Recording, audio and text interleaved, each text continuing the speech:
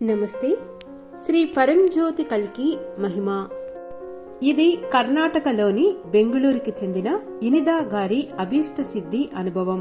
2006లో శ్రీ అమ్మా భగవాన్ దర్శనం కోసం నేమం వెళ్లాము. నేమం నుండి తిరిగి వచ్చిన తర్వాత మేము మొదటిసారిగా మా నివాసంలో కలశ పూజ నిర్వహించాము.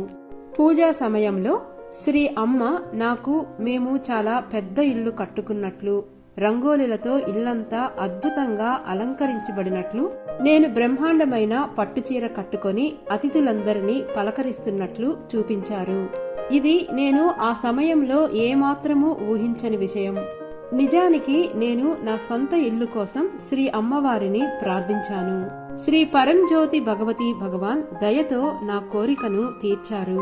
మేము 2006లో ఒక స్థలాన్ని కొని 2008లో మా ఇంటిని కట్టుకున్నాము. ఆశ్చర్యకరంగా అక్కడ అంతా ఆ రోజు కలశ పూజలో చూపించిన విధంగానే జరిగింది. మా హృదయపూర్వక కృతజ్ఞతలను స్వీకరించండి శ్రీ పరంజ్యోతి కల్కి.